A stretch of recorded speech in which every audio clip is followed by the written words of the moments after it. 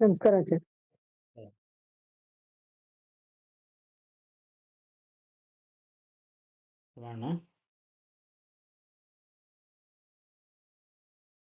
ಗುರುಭ್ಯೋ ನಮಃ ಪರಮಗುರುಭ್ಯೋ ನಮಃ ಶ್ರೀಮದಾನಂದತೀರ್ಥ ಭಗವತ್ಪಾದಾಚಾರ್ಯ ಗುರುಭ್ಯೋ ನಮಃ.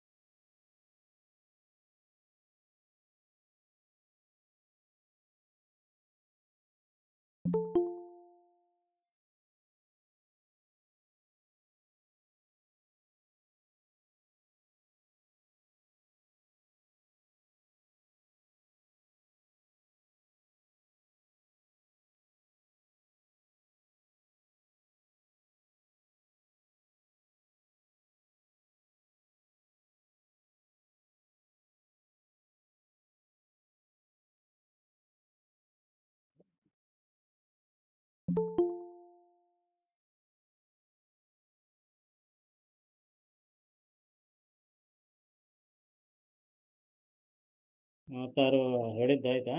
ಎಕ್ಸ್ಪ್ಲೇನ್ ಮಾಡಿದ್ದಾಯ್ತಲ್ಲ?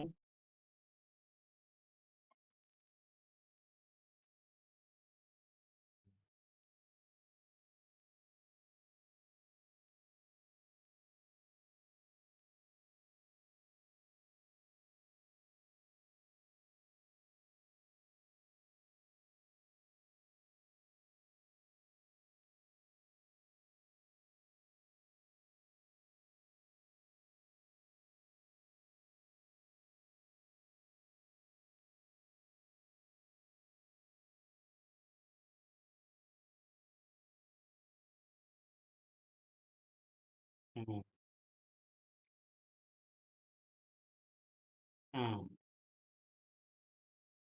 14 ಲೋಕಗಳಿಗೆ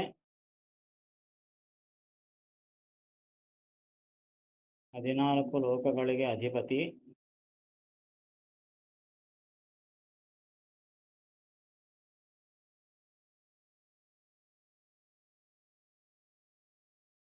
ಯಜ್ಞ ನಾಮಕ 14 ಲೋಕಗಳಿಗೆ ಅಧಿಪತಿ ಯಜ್ಞ ನಾಮಕ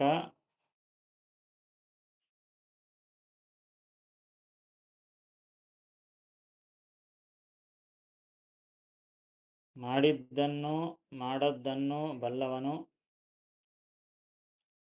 ಮಾಡಿದ್ದನ್ನು ಮಾಡದಿದ್ದನ್ನು ಬಲ್ಲವನು,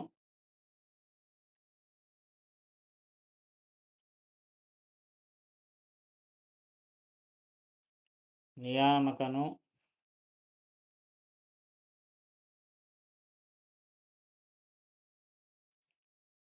ಶ್ರೀಹರಿಯೇ ಎಂದು ತಿಳಿದಾಗ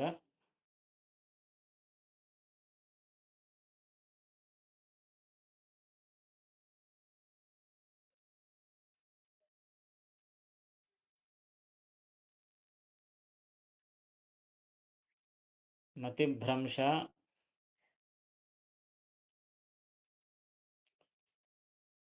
ಪ್ರಮಾದ,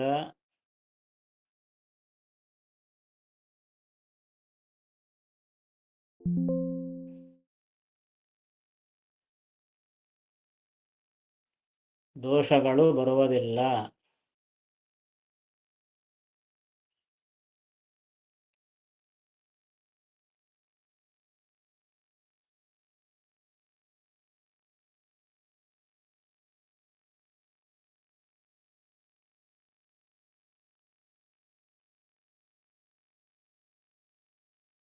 ಶ್ರುತಿಯು ಸ್ಮೃತ್ಯರ್ಥವ ತಿಳಿದ ಹಮ್ಮತಿ ವಿಶಿಷ್ಟನು.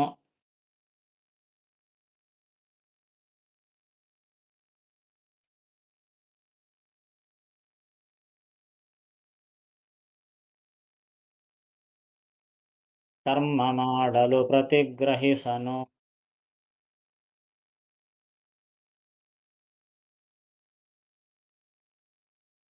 ಪಾಪಗಳ ಕೊಡುತಿಪ್ಪ ನಿತ್ಯ ಹರಿ.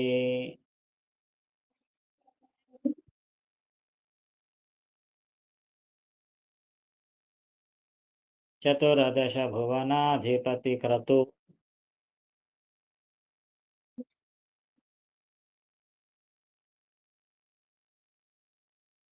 ಕೃತಜ್ಞ ನಿಯಾಮಕನು ಎನೆ.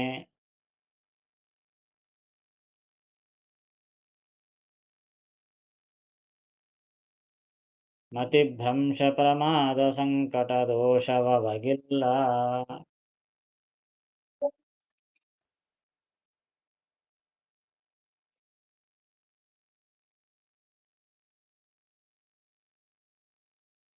ಮೂವತ್ತೇಳನೇ ಪದ್ಯ. ವಾರಿಜಾಸನ ಮುಖ್ಯರಾಜ್ಞಾಧಾರಕರು.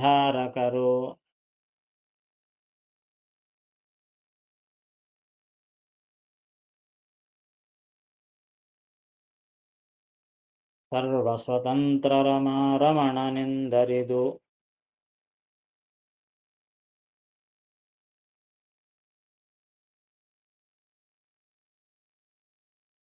ಇಷ್ಟಾನಿಷ್ಟ ಕರ್ಮಫಲ.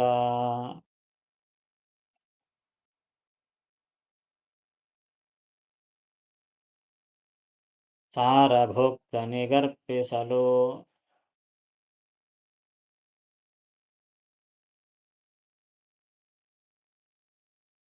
ಸ್ವೀಕಾರ ಮಾಡುವ ಪಾಪ ಫಲವ.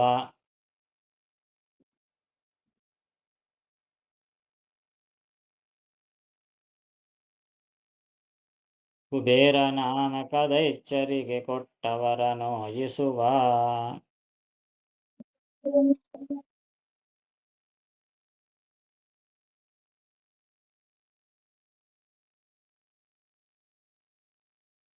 ಕರ್ಮಗಳ ಸಮರ್ಪಣೆಯನ್ನು ಮಾಡುವಂತಹ ವಿಧಾನವನ್ನು ಹೇಳ್ತಾ ಬರ್ತಾ ಇದ್ದಾರೆ.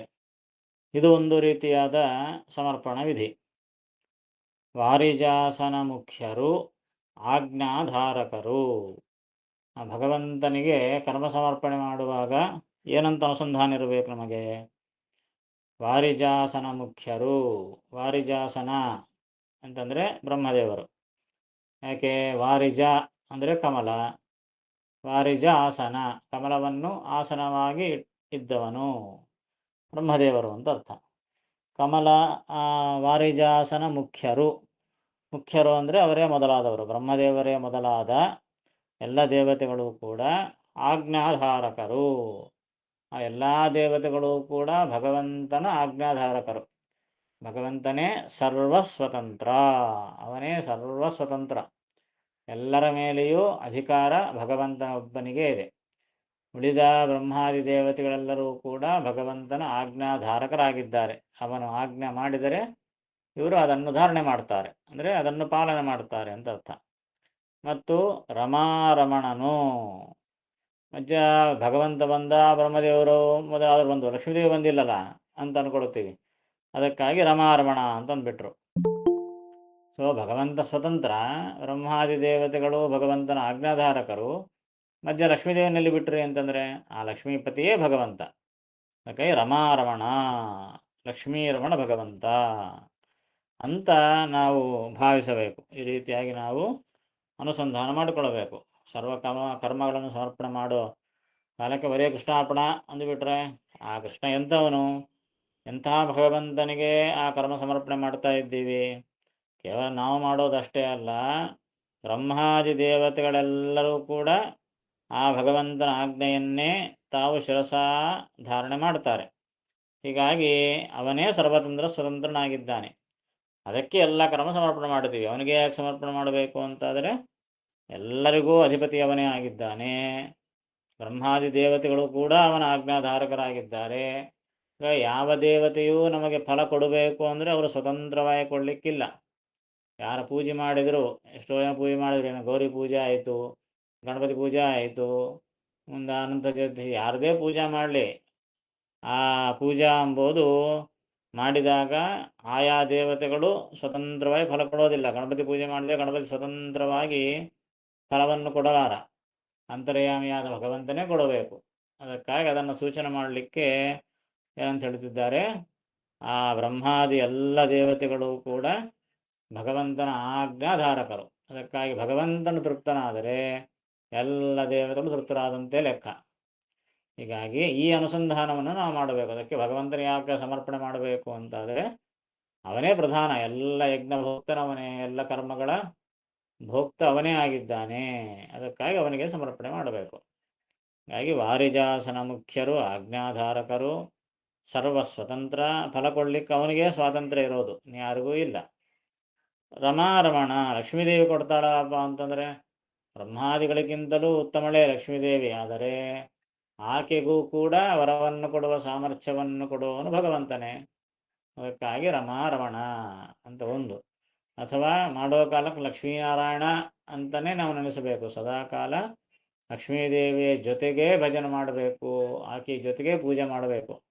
ಪ್ರತ್ಯೇಕವಾಗಿ ಪೂಜೆ ಮಾಡಬಾರ್ದು, ಪ್ರತ್ಯೇಕವಾಗಿ ಲಕ್ಷ್ಮೀ ಪೂಜೆನೂ ಮಾಡಬಾರ್ದು, ಪ್ರತ್ಯೇಕವಾಗಿ ದೇವರ ಪೂಜೆ ಮಾಡಬಾರ್ದು. ಅದಕ್ಕಾಗಿ ರಮಾರಮಣ, ಲಕ್ಷ್ಮೀಪತಿ ಅಂತಲೇ ನೆನೆಸ್ಬೇಕು ನಾವು. ಈ ರೀತಿಯಾಗಿ ನೆನೆದು ನಾವು ಮಾಡುವ ಇಷ್ಟಾನಿಷ್ಟ ಕರ್ಮ ಫಲ, ನಾವು ಇಷ್ಟಕರ್ಮ ಮಾಡಲಿ ಅನಿಷ್ಟಕರ್ಮ ಮಾಡಲಿ ಎಲ್ಲ ಮಾಡ್ತೀವಿ. ಇಷ್ಟಕರ್ಮನೂ ಮಾಡ್ತೀವಿ, ಅಂದರೆ ಪುಣ್ಯಕರ್ಮನೂ ಮಾಡ್ತೀವಿ, ಮತ್ತು ಪಾಪಕರ್ಮಗಳನ್ನು ಮಾಡ್ತೀವಿ. ಪುಣ್ಯಕರ್ಮದಿಂದ ಬರತಕ್ಕಂಥ ಫಲ ಇಷ್ಟಫಲ, ಪಾಪಕರ್ಮದಿಂದ ಬರುವಂತಹ ಫಲ ಅನಿಷ್ಟ ಫಲ. ಹೀಗಾಗಿ ಇಷ್ಟಾನಿಷ್ಟ ಕರ್ಮ ಫಲ, ಆ ಇಷ್ಟಕರ್ಮ ಫಲವನ್ನು ಅನಿಷ್ಟಕರ್ಮ ಫಲವನ್ನು ಕೂಡ ಸಾರಭೋಕ್ತನಿಗೆ ಅರ್ಪಿಸಲು, ಭಗವಂತನೇ ಸಾರಭೋಕ್ತ, ಭಗವಂತನಿಗೆ ಸಮರ್ಪಿಸಬೇಕು. ಅನಿಷ್ಟಕರ್ಮ ಸಮರ್ಪಣೆ ಮಾಡಿದ್ರೆ ಹೆಂಗಪ್ಪ, ಅವನು ಮತ್ತೆ ಸ್ವೀಕಾರ ಅದರಲ್ಲಿ ಅನಿಷ್ಟ ಹೇಳಿ ಇರೋದೇ ಅದು ಅನಿಷ್ಟ. ಅಂಥದ್ದನ್ನು ಭಗವಂತನ ಸಮರ್ಪಣೆ ಮಾಡಿದರೆ ನಾವೇನು ಚಿಂತೆ ಮಾಡೋ ಅವಸರ ಇಲ್ಲ. ಅವನಿಗೆ ಗೊತ್ತು ಏನು ತಗೋಬೇಕು ಏನು ತಗೋಬಾರದು. ಈಗ ಅವನೇನು ಸಾರಭೋಕ್ತನು. ನಾವೆಲ್ಲ ಅನ್ನ ತೊವಿ ಪಾಯಸ ಎಲ್ಲ ಮಾಡಿ ದೇವ್ರ ನೈವೇದ್ಯ ಇಡೋದು, ನಾವು ಮಾಡಿದ್ದು ಹೆಂಗೆ ಮಾಡಿರ್ತೀವಪ್ಪ, ದೇವ್ರು ಹೆಂಗೆ ತೊಗೊಳ್ತಾನೆ ಅಂತಂದರೆ, ನಾವು ಹೆಂಗೆ ಮಾಡಿರಲಿ ಭಗವಂತ ತೊಗೊಬೋದು, ಮಾತ್ರ ಸಾರ ಭಾಗ ಮಾತ್ರ ತೊಗೊಳ್ತಾನಷ್ಟೆ. ಆ ಸಾರ ಭಾಗ ಅಂದರೆ ತನ್ನ ರೂಪನೇ ಆ ಪದಾರ್ಥಗಳಲ್ಲಿರ್ತದೆ. ಪದಾರ್ಥಗಳಲ್ಲಿರುವ ತನ್ನ ರೂಪವನ್ನೇ ತಾನು ಭೋಗ ಮಾಡ್ತಾನೆ. ಅದಕ್ಕೆ ಭಗವಂತನಿಗೆ ಸಾರಭೋಕ್ತ ಅಂದರೆ, ಸಾರ ಅಂದರೆ ಭಗವಂತನ ರೂಪವೇ ಸಾರ. ಹೀಗಾಗಿ ಆ ಪದಾರ್ಥಗಳಲ್ಲಿರುವ ಸಾರ ರೂಪವನ್ನು, ತನ್ನ ರೂಪವನ್ನು ತಾನೇ ಸ್ವೀಕಾರ ಮಾಡುತ್ತಾನೆ. ಅದಕ್ಕಾಗಿ ಸಾರಭೋಕ್ತ. ನಾವು ಇಷ್ಟಾನಿಷ್ಟ ಫಲಗಳನ್ನು ಸಮರ್ಪಣೆ ಮಾಡಿದರೂ ಕೂಡ ಭಗವಂತ ಮಾತ್ರ ಏನು ಮಾಡ್ತಾನೆ, ಸಾರಭೋಕ್ತನು, ಸಾರವನ್ನು ಮಾತ್ರ ತಾನು ಸ್ವೀಕಾರ ಮಾಡ್ತಾನೆ. ಮಾಡಿ ಆ ಪುಣ್ಯದ ಫಲ ನಮಗೆ ಕೊಡ್ತಾನೆ. ಸರಿಯಾದ ಅನುಸಂಧಾನ ಮಾಡಿದರೆ ಪುಣ್ಯಫಲವು ಕೊಡ್ತಾನೆ. ಮತ್ತು ಅನಿಷ್ಟ ಕರ್ಮವನ್ನು ಸಮರ್ಪಣೆ ಮಾಡಿರ್ತೇವಲ್ಲ, ಅದನ್ನೇನು ಮಾಡ್ತಾನೆ, ಅದು ವೇಸ್ಟ್ ಆಗ್ತದೆ ಅಂತಂದರೆ ಅದೇನು ವೇಸ್ಟ್ ಆಗೋದಿಲ್ಲ. ಆ ಸಾರಭೋಕ್ತನಿಗೆ ಅರ್ಪಿಸಲು ಸ್ವೀಕಾರ ಮಾಡ್ತಾನೆ, ಎಲ್ಲವನ್ನು ಸ್ವೀಕಾರ ಮಾಡ್ತಾನೆ. ನಮಗೆ ಕೊಡುವ ಕಾಲಕ್ಕೆ ಪುಣ್ಯದ ಫಲವನ್ನು ಕೊಡ್ತಾನೆ, ಪಾಪ ಫಲವ ಕುಬೇರ ನಾಮಕ ದೈತ್ಯರಿಗೆ ಕೊಟ್ಟು ಅವರ ನೋಯಿಸುವ. ಭಗವಂತನ ಒಂದು ವಿಶೇಷವಾದ ಒಂದು ನಿಯಮ. ಹೆಂಗೆ ಪ್ಲ್ಯಾನ್ ಮಾಡಿರ್ತಾನೆ ಭಗವಂತ, ನಾವು ಎರಡೂ ಮಾಡಿರ್ತೀವಿ. ಪುಣ್ಯ ಮಾಡಿರ್ತೀವಿ, ಪಾಪ ಮಾಡಿರ್ತೀವಿ. ಪುಣ್ಯ ಮಾಡಿದಾಗ ನಮಗೆ ಬರುವಂತಹ ಫಲ ಸ್ವಲ್ಪ, ಇದಕ್ಕೆ 100 ಪಟ್ಟು 1000 ಪಟ್ಟು ನಮ್ಮಲ್ಲಿ ನಿಂತು ಕರ್ಮವನ್ನು ಮಾಡಿಸಿದಂತಹ ದೇವತೆಗಳಿಗೆ ಹೋಗ್ತದೆ. ನಮಗೆಷ್ಟು ಪುಣ್ಯ ಬರ್ತದೋ ಅದಕ್ಕಿಂತಲೂ 100 ಪಟ್ಟು ಪುಣ್ಯ ಆ ದೇವತೆಗಳಿಗೆ ಹೋಗ್ತದೆ. ಯಾಕೆ ಅಂತಂದರೆ ನಾವು ಸ್ವತಂತ್ರರಾಗಿ ಮಾಡಿದ್ದಲ್ಲಲ್ಲ. ನಾವು ಮಾಡಬೇಕು ಅಂತಂದರೆ ನಮ್ಮೊಳಗೆ ನಿಂತು ಆ ತತ್ವಾಭಿಮಾನಿಗಳು ಮಾಡಿಸಿದರೇನೇ ನಮಗೆ ಮಾಡಲಿಕ್ಕಾಗ್ತದೆ, ಇಲ್ಲಾಂದರೆ ಮಾಡಲಿಕ್ಕಾಗೋದಿಲ್ಲ. ಮತ್ತು ಹಾಗಾದರೆ ಯಾರಿಗೆ ಹೆಚ್ಚು ಫಲ ಬರಬೇಕು? ದೇವತೆಗಳಿಗೆ ಬರಬೇಕಲ್ಲ. ಅದಕ್ಕಾಗಿ ಭಗವಂತ ಏನು ಮಾಡ್ತಾನೆ, ನಾವು ಮಾಡಿದ ಪುಣ್ಯಕರ್ಮದಲ್ಲಿ ನಮಗ ಎಷ್ಟು ಫಲ ಬರ್ತದೋ ಅದಕ್ಕೆ 100 ಪಟ್ಟು ದೇವತೆಗಳಿಗೆ ಹೋಗ್ತದೆ. ಹಾಗೆ ಪಾಪವನ್ನು ಮಾಡಿರ್ತೀವಿ, ನಮಗೆಷ್ಟು ಪಾಪ ಬರ್ತದೋ ಅದಕ್ಕೆ 100 ಪಟ್ಟು ಪಾಪ ಆ ದೈತ್ಯರಿಗೆ ಹೋಗ್ತದೆ. ನಮ್ಮಲ್ಲಿ ನಿಂತು ದೈತ್ಯರು ಕೂಡ ನಮ್ಮಲ್ಲಿರ್ತಾರೆ. ಹೀಗಾಗಿ ಆ ತತ್ವಾಭಿಮಾನಿ ದೇವತೆಗಳು ಹೆಂಗಿದ್ದಾರೋ ತತ್ವಾಭಿಮಾನಿ ದೈತ್ಯರು ಕೂಡ ಇದ್ದಾರೆ. ಹೀಗಾಗಿ ಆ ದೈತ್ಯರು ನಮ್ಮಿಂದ ಕೆಟ್ಟ ಕೆಲಸ ಮಾಡಿಸಿರ್ತಾರೆ, ನಮಗೂ ಪಾಪ ಬರ್ತದೆ. ಅದಕ್ಕೆ ನೂರಾರು ಫಲ, ನೂರಾರು ಪಟ್ಟು ಹೆಚ್ಚಿನ ಫಲ ಆ ದೈತ್ಯರಿಗೆ ಹೋಗ್ತದೆ. ಯಾಕೆ? ಅವರೇನಿಂತ ಮಾಡಿಸ್ಯಾರಲ್ಲ. ಹೀಗಾಗಿ ಈ ರೀತಿಯಾಗಿ ಭಗವಂತ ವ್ಯವಸ್ಥೆ ಮಾಡಿರ್ತಾನೆ. ಹೀಗಾಗಿ ನಾವು ಪುಣ್ಯ ಪಾಪ ಎರಡೂ ಮಾಡಿದರೂ ಕೂಡ ಎಲ್ಲವನ್ನೂ ಸ್ವೀಕಾರ ಮಾಡಿ ಭಗವಂತ ಅದರಲ್ಲಿ ವಿಭಾಗ ಮಾಡಿಬಿಡ್ತಾನೆ. ಪುಣ್ಯ ಫಲವನ್ನು ನಮಗೂ ದೇವತೆಗಳಿಗೂ ಕೊಡ್ತಾನೆ, ಪಾಪ ಫಲವನ್ನು ನಮಗೂ ಆ ದೈತ್ಯರಿಗೂ ಕೊಡ್ತಾನೆ. ಹೀಗಾಗಿ ಪಾಪ ಫಲವಾ, ಆ ಪಾಪ ಫಲವನ್ನು ಏನು ಮಾಡ್ತಾನೆ? ಕುಬೇರ ನಾಮಕ. ಆ ಭಗವಂತನಿಗೆ ಕುಬೇರ ಅಂತ ಹೆಸರು. ಕುಬೇರ ಅಂದರೆ ಈ ಉತ್ತರ ದಿಕ್ಕಿನ ಅಧಿಪತಿಯಾದ ಕುಬೇರ, ಧನಾಧಿಪತಿ ಕುಬೇರ ಒಬ್ಬ ಇದ್ದಾನೆ ಕುಬೇರ. ಆ ಭಗವಂತನ ಹೆಸರು ಪ್ರಧಾನವಾಗಿ ಕುಬೇರ. ಆತನ ಹೆಸರನ್ನು ಈತ ಇಟ್ಟುಕೊಂಡಿದ್ದಾನೆ. ಕುಬೇರ ನಾಮಕ ಅಂದರೆ ಕುಬೇರನೆಂಬ ಹೆಸರುಳ್ಳ ಭಗವಂತ ಆ ಪಾಪ ಫಲವನ್ನು ದೈತ್ಯರಿಗೆ ಕೊಟ್ಟು, ನಮ್ಮಲ್ಲಿರುವ ದೈತ್ಯರಿಗೆ ಕೊಟ್ಟು ಅವರ ನೋಯಿಸು, ಅದರಿಂದ ಅವರಿಗೆ ಇನ್ನಿಷ್ಟು ಹೆಚ್ಚಿನ ದುಃಖ ಆಗುವಂತೆ ಮಾಡ್ತಾನೆ. ಈ ರೀತಿಯಾಗಿ ಭಗವಂತ ಮಾಡ್ತಾನೆ ಅಂತ ತಿಳಿದುಕೊಂಡು ಆ ಕರ್ಮವನ್ನು ನಾವು ಸಮರ್ಪಣೆ ಮಾಡಬೇಕು. ಆಗ ಸರಿಯಾದ ಫಲ ನಮಗೆ ಸಿಗುತ್ತದೆ ಅಂತ ಹೇಳ್ತಾರೆ.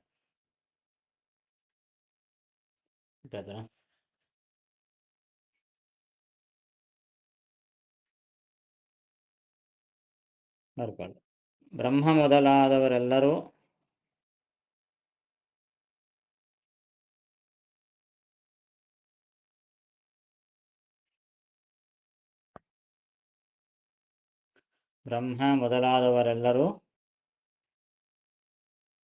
ಶ್ರೀಹರಿಯ ಆಜ್ಞಾಧಾರಕರು.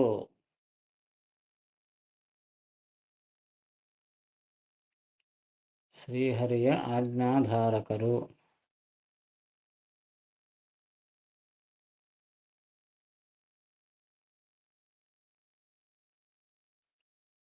ಅವನು ಸರ್ವತಂತ್ರ ಸ್ವತಂತ್ರ.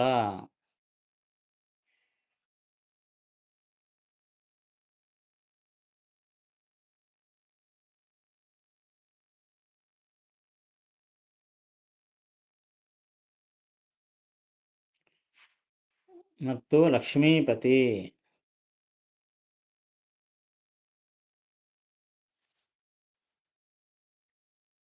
ಎಂದು ತಿಳಿದು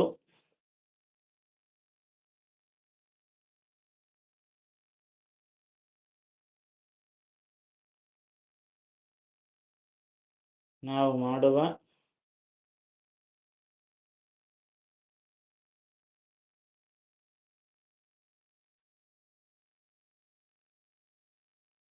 ಇಷ್ಟಾನಿಷ್ಟ ಕರ್ಮಗಳ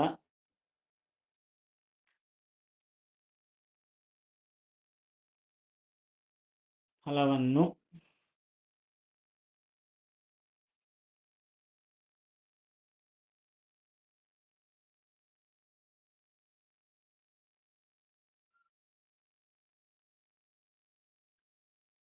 ಸಾರಭೋಕ್ತನಾದ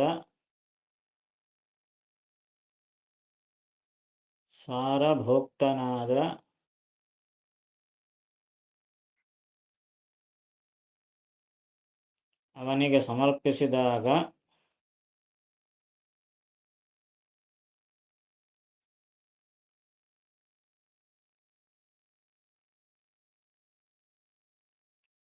ಅದನ್ನು ಸ್ವೀಕರಿಸುತ್ತಾನೆ.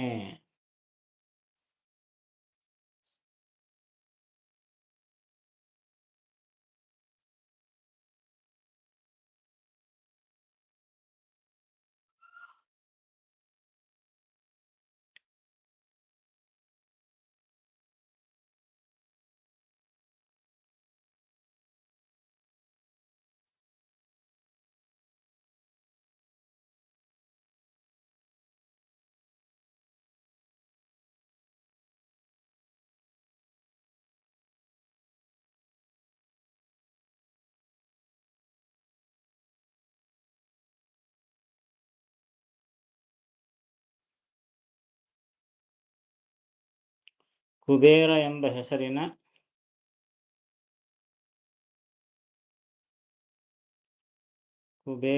ಹೆಸರಿನ ಶ್ರೀಹರಿ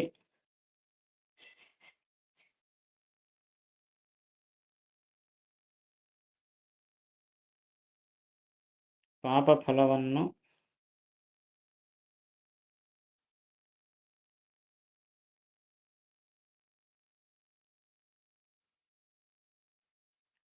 ದೈತ್ಯರಿಗೆ ಕೊಟ್ಟು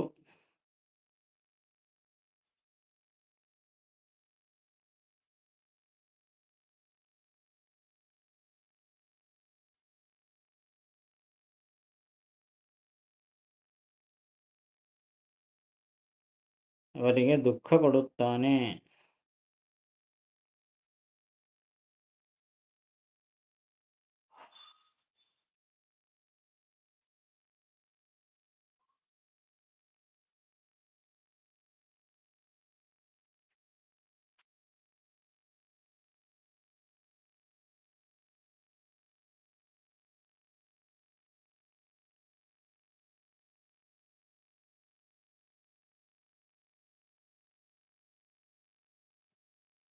ವಾರಿಜಾಸನ ಮುಖ್ಯರಜ್ಞಾಧಾರಕರು ಸರ್ವಸ್ವತಂತ್ರ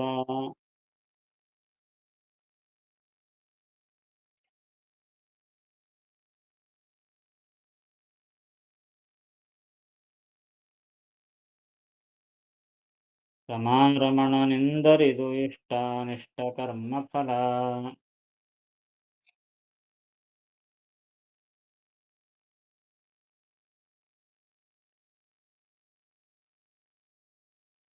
ಸಾರಭೋಕ್ತನಿಗರ್ಪಿಸಲು ಸ್ವೀಕಾರ ಮಾಡುವ ಪಾಪ ಫಲವ.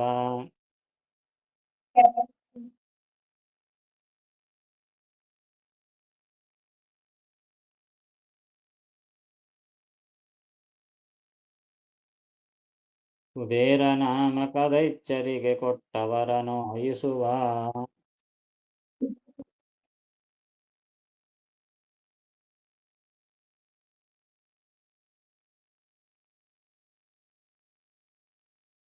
ಕ್ರೂರ ದೈತ್ಯರೊಳಿದ್ದು ತಾನೇ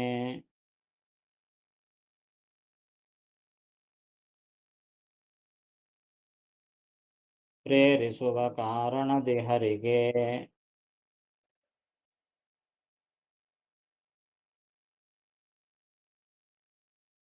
ಕುಬೇರನೆಂಬರು ಎಲ್ಲರೊಳು ನಿರ್ಗತ ಗತಿಗ ನಿರುತಿ.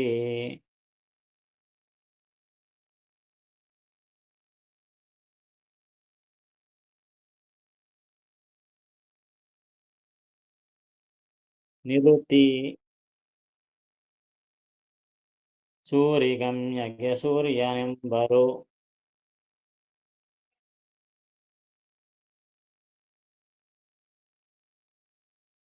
ದೂರ ಶೋಕಕ್ಕೆ ಶುಕ್ರ.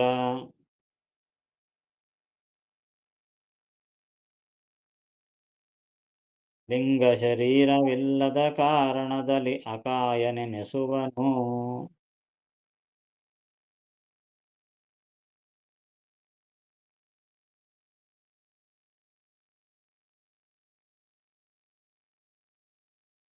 ಹಿಂದಿನ ಶ್ಲೋಕದಲ್ಲಿ ಭಗವಂತನಿಗೆ ಕುಬೇರ ಅಂತ ಹೆಸರು ಅಂತ ಹೇಳಿದರು.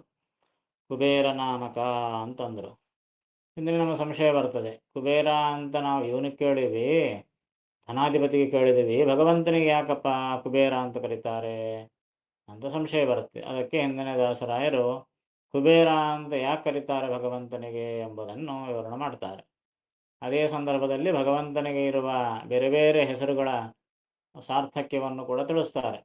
ಅನೇಕ ಬೇರೆ ಬೇರೆ ಹೆಸರುಗಳಿಂದ ಕರೀತಾರೆ ಭಗವಂತನಿಗೆ. ಆ ಹೆಸರಿಂದ ಯಾಕೆ ಕರೀತಾರೆ ಅಂತಲೂ ಕೂಡ ಇಲ್ಲಿ ಸಂದರ್ಭಕ್ಕೆ ಅನುಗುಣವಾಗಿ ತಿಳಿಸ್ತಾರೆ.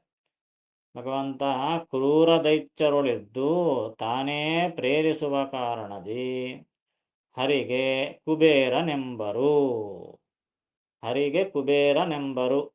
ಶ್ರೀಹರಿಯನ್ನು ಕುಬೇರ ಅಂತ ಕರೀತಾರೆ.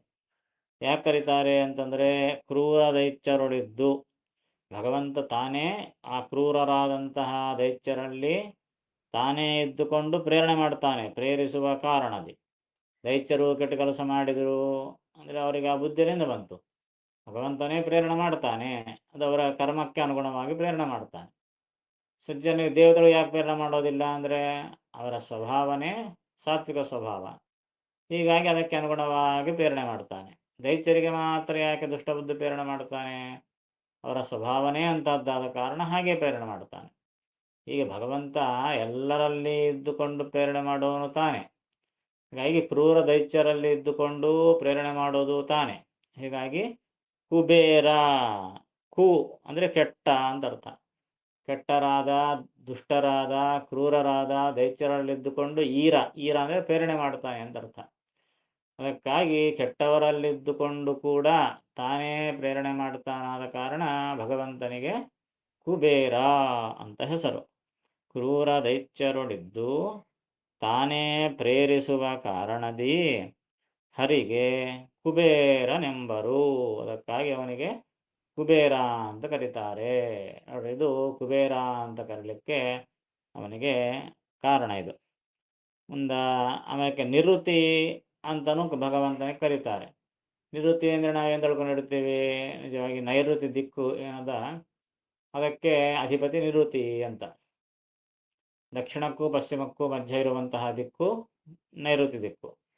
ಆ ನೈಋತ್ಯ ದಿಕ್ಕಿಗೆ ಅಧಿಪತಿ ನಿವೃತ್ತಿ ಎಂಬ ದೇವತೆ, ಆತನ ಹೆಸರು ನಿವೃತ್ತಿ. ಭಗವಂತನಿಗೂ ನಿವೃತ್ತಿ ಅಂತ ಹೆಸರು. ಯಾಕೆ ಅಂದರೆ ಎಲ್ಲರಲ್ಲೂ ನಿರ್ಗತ ಗತಿಗ ನಿವೃತ್ತಿ. ನಿವೃತ್ತಿ ಅಂತ ಯಾಕಪ್ಪ ಅವನಿಗೆ ಹೆಸರು ಬಂತು ಅಂತಂದರೆ, ಎಲ್ಲರಲ್ಲಿ ಇದ್ದರೂ ನಿರ್ಗತ ಗತಿಗ, ತಿಳ್ಕೊಳ್ಳಿಕ್ಕೆ ಆಗೋದಿಲ್ಲ. ಭಗವಂತ ಎಲ್ಲ ಕಡೆಗಿರ್ತಾನೆ, ಆದರೆ ಭಗವಂತನ ಜ್ಞಾನ ಆಗೋದು ಬಹಳ ಕಷ್ಟ. ಎಲ್ಲೋ ಒಂದು ಮೂಲೆಗಿದ್ದಾನೆ, ಎಲ್ಲೋ ಇದ್ದಾನೆ, ಬಚ್ಚಿಟ್ಕೊಂಡಿದ್ದಾನೆ, ಗೊತ್ತಿಲ್ಲ ಅಂದರೆ ಸರಿಯಪ್ಪ, ಎಲ್ಲ ಕಡೆಗೂ ತುಂಬಿದ್ದಾನೆ ಭಗವಂತ, ಸರ್ವವ್ಯಾಪ್ತ. ಆದರೂ ಭಗವಂತನನ್ನು ತಿಳ್ಕೊಬೋದು ಬಹಳ ಕಷ್ಟ. ಅದಕ್ಕಾಗಿ ಅವನಿಗೆ ನಿವೃತ್ತಿ. ನಿವೃತ್ತಿ ಅಂದರೆ ಅವನ ಜ್ಞಾನವನ್ನು ಪಡೆಯೋದೇ ಕಷ್ಟ. ಅದಕ್ಕಾಗಿ ನಿವೃತ್ತಿ. ಋತ ಅಂದರೆ ಜ್ಞಾನ, ನಿವೃತ್ತಿ ಅಂದರೆ ಅವನನ್ನು ತಿಳಿದುಕೊಳ್ಳೋದೇ ಬಹಳ ಕಷ್ಟ. ಅದಕ್ಕಾಗಿ ಭಗವಂತನಿಗೆ ನಿವೃತ್ತಿ ಅಂತ ಕರೀತಾರೆ. ಇನ್ನು ಸೂರ್ಯ ಅಂತ ಕೂಡ ಭಗವಂತನಿಗೆ ಹೆಸರು. ಸೂರ್ಯ ಅಂತ ಯಾಕೆ ಕರೀತಾರಪ್ಪ ಅಂತಂದರೆ, ಸೂರಿಗಮ್ಯಗೆ ಸೂರ್ಯನೆಂಬರು. ಸೂರ್ಯ ಅಂದರೆ ಸೂರಿಯ, ಎರಡು ಪದಗಳು. ಸೂರ್ಯ ಅಂದರೆ ಜ್ಞಾನಿಗಳು ಅಂತ ಅರ್ಥ, ಪಂಡಿತರು, ಜ್ಞಾನಿಗಳು ಅಂತ ಅರ್ಥ. ಸೂರ್ಯ ಪದ ಬಹಳ ಸಣ್ಣ ಬಂದದ ಹರಿಕಥಾಮೃತಸಾರದಲ್ಲಿ. ಸೂರ್ಯ ಅಂದರೆ ಪಂಡಿತರು, ಜ್ಞಾನಿಗಳು. ಆ ಸೂರ್ಯ ಅಂದರೆ ಜ್ಞಾನಿಗಳಿಂದ ಹೊಂದಲ್ಪಡುವವನು, ಜ್ಞಾನಿ ಪ್ರಾಪ್ಯನು ಅಂತ ಅರ್ಥ. ಹಾಗೆ ಸೂರಿಗಮ್ಯ ಅಂದರೆ ಜ್ಞಾನಿಗಳಿಂದ ಹೊಂದಲ್ಪಡುವವನು. ಅವನು ತಿಳ್ಕೋಬೇಕಂತಂದರೆ ಜ್ಞಾನನೇ ಬೇಕು, ಬೇರೆ ಮಾರ್ಗ ಇಲ್ಲೇ ಇಲ್ಲ. ಅದಕ್ಕಾಗಿ ಅವನಿಗೆ ಸೂರಿಗಳಿಂದ ಅಂದರೆ ಪಂಡಿತರಿಂದ, ಜ್ಞಾನಿಗಳಿಂದ ಗಮ್ಯನಾಗಿದ್ದಾನೆ, ತಿಳಿಯಲ್ಪಡ್ತಾನೆ. ಅದಕ್ಕಾಗಿ ಭಗವಂತನಿಗೇನು ಹೆಸರು? ಸೂರ್ಯ ಅಂತ ಹೆಸರು. ಇನ್ನು ಶುಕ್ರ ಅಂತ ಕೂಡ ಹೆಸರು. ಶುಕ್ರ ಅಂತ ಯಾಕೆ ಹೆಸರು ಅಂತಂದರೆ, ದೂರಶೋಕಗೆ ಶುಕ್ರ. ದೂರಶೋಕ ಅಂದರೆ ಶೋಕನೇ ಇಲ್ಲ. ಶೋಕ ಭಗವಂತನಿಗೆ ಬಹಳ ದೂರ.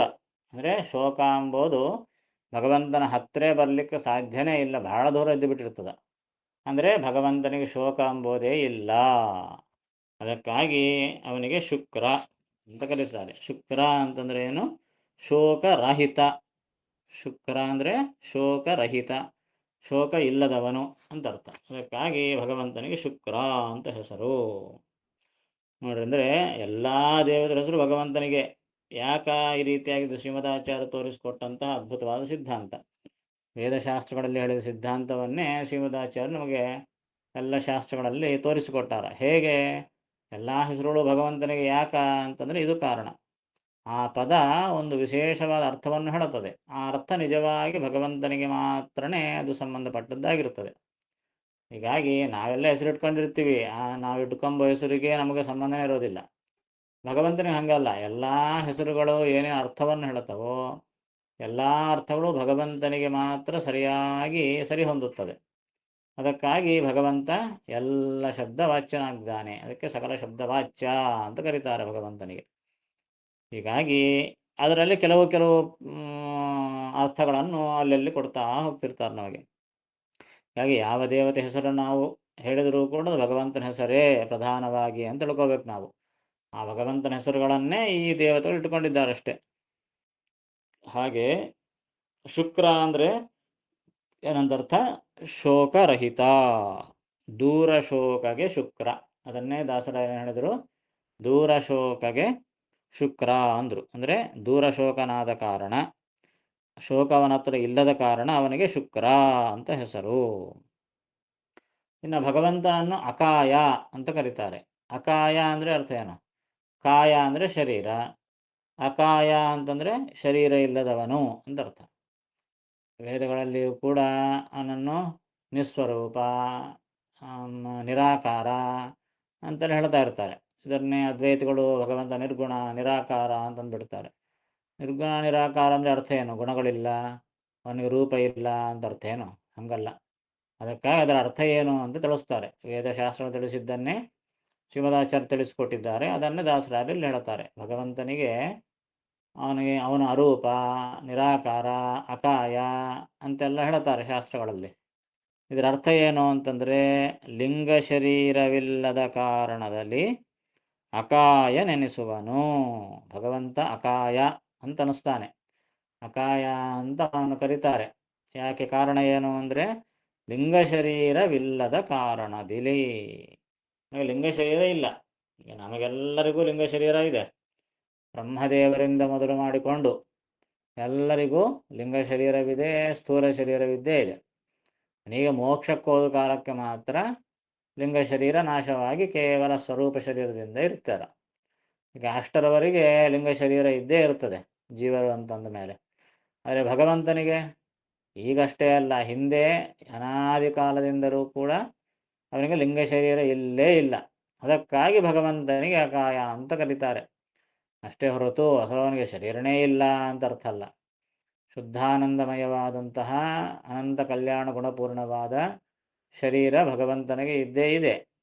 ಆದರೆ ಅಕಾಯ ಅಂತ ಯಾಕೆ ಕರೀತಾರೆ ಅಂತಂದರೆ, ಈ ರೀತಿಯಾದ ನಮಗೆ ಇರುವಂತಹ ಕೆಟ್ಟ ಶರೀರ, ಲಿಂಗ ಶರೀರಯುಕ್ತವಾದದ್ದು, ದೋಷ ಶರೀರ ಕೂಡಿದ್ದು, ತ್ರಿಗುಣಗಳಿಂದ ಕೂಡಿದ್ದು, ಅಂತಹ ಶರೀರ ಭಗವಂತನಿಗೆ ಇಲ್ಲ ಎಂಬರ್ಥದಲ್ಲಿ ಅಕಾಯ ಅಂತ ಅವನಿಗೆ ಕರೀತಾರೆ.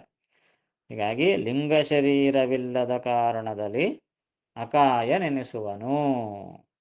ಹೀಗಾಗಿ ಭಗವಂತನಿಗೆ ಕುಬೇರ, ಸೂರ್ಯ, ಶುಕ್ರ, ಅಕಾಯ ಅಂತ ಇವೆಲ್ಲ ಹೆಸರುಗಳು. ಯಾಕ ಅಂದರೆ ಇದು. ಹೀಗೆ ಆ ಹೆಸರುಗಳು ಕೇಳಿದಾಗ ಆ ಒಂದು ಭಗವಂತನ ಮಹಿಮೆ ನಮ್ಮ ತಲೆಗೆ ಬರಬೇಕು. ನಮ್ಮ ಸ್ಮರಣೆಗೆ ಬಂದಾಗ ಆಗ ನಮಗೆ ಅತ್ಯಧಿಕವಾದ ಪುಣ್ಯ ಪ್ರಾಪ್ತವಾಗ್ತದೆ. ಯಾವ ದೇವತೆ ಹೆಸರು ಕೇಳಿದರೂ, ಏನು ಕೇಳಿದರೂ ಅದರ ಅರ್ಥ ತಿಳಿದುಕೊಂಡು ಭಗವಂತನ ಸ್ಮರಣೆ ಬಂದಾಗ ಅದು ಪುಣ್ಯಕ್ಕೆ ಕಾರಣವಾಗ್ತದೆ. ಶುಕ್ರ ಅಂದ್ಕೊಳ್ಳೆ ಅದು ಬೇರೆ ಗ್ರಹ ಒಂದು ಗುರುತು ಬಂದರೆ ಸ್ವಲ್ಪ ಪುಣ್ಯ ಬರ್ತಾ ಇಲ್ಲ ಅಂತಿಲ್ಲ.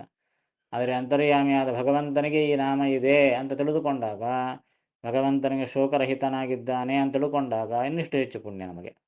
ಅದಕ್ಕಾಗಿ ಈ ಅರ್ಥಗಳನ್ನು ಇಲ್ಲಿ ತಿಳಿಸ್ಕೊಡ್ತಾ ಇದ್ದಾರೆ.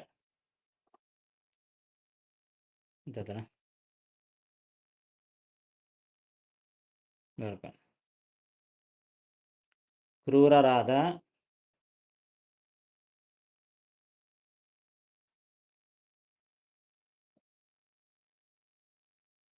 ದೈತ್ಯರೊಳಿದ್ದು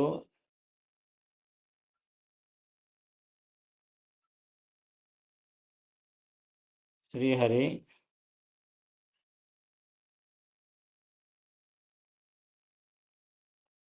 ತಾನೇ ಪ್ರೇರಿಸುವ ಕಾರಣ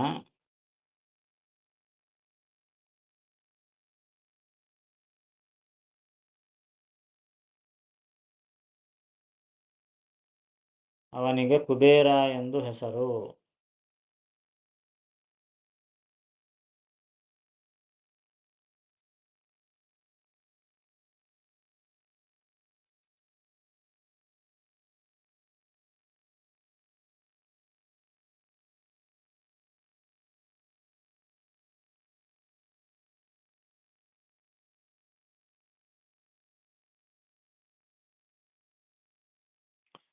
ಯಾರನ್ನೂ ಆಶ್ರಯಿಸದೆ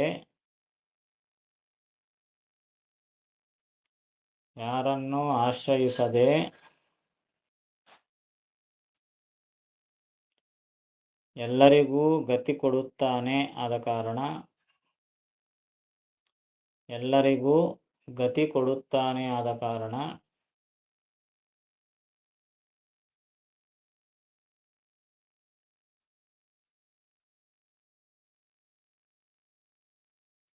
ನಿವೃತ್ತಿ ಎಂದು ಹೆಸರು.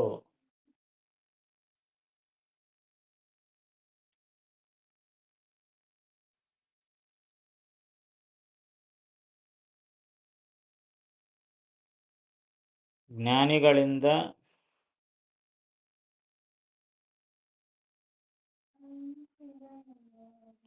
ಹೊಂದಲ್ಪಡುತ್ತಾನೆ. ಕಾರಣ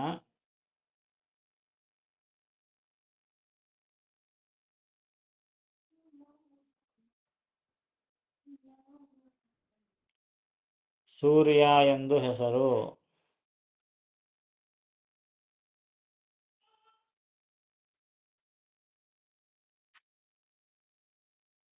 ಶೋಕರಹಿತನಾದ್ದರಿಂದ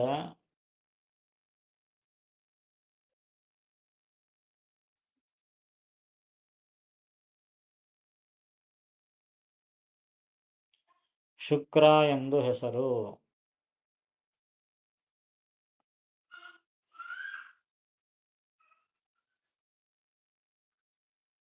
ಲಿಂಗ ಶರೀರವಿಲ್ಲದ ಕಾರಣ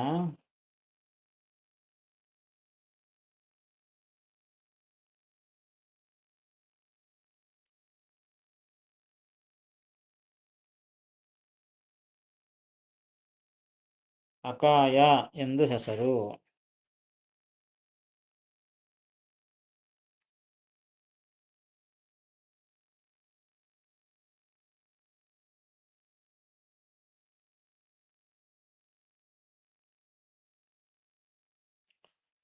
ಕ್ರೂರ ದೈತ್ಯರುಳಿದ್ದು ತಾನೇ ಪ್ರೇರಿಸುವ ಕಾರಣ ಬಿಹರಿಗೆ.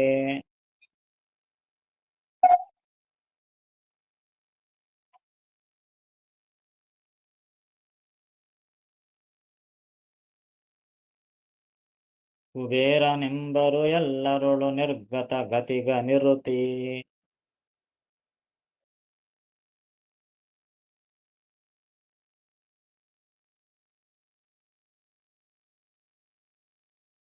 ಸೂರಿಗಮ್ಯಗೆ ಸೂರ್ಯನೆಂಬರು ದೂರ ಶೋಕಗೆ ಶುಕ್ರ.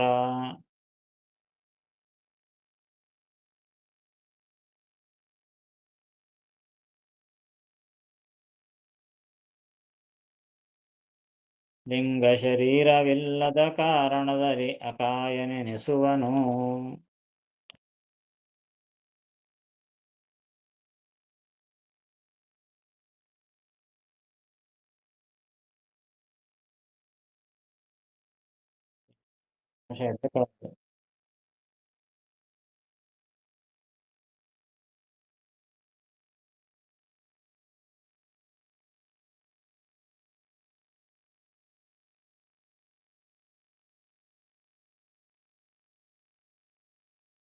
ಕೃಷ್ಣಾರ್ಪಣಮಸ್ತು. ನಾಡಕೋಣ. ನಮಸ್ಕಾರ ಆಚಾರ್ಯ. ಹರೇ ಹರೇ ನಮಸ್ಕಾರ ಆಚಾರ್ಯ. ಹರೇ ನಮಸ್ಕಾರ ಆಚಾರ್ಯ. ಹರೇ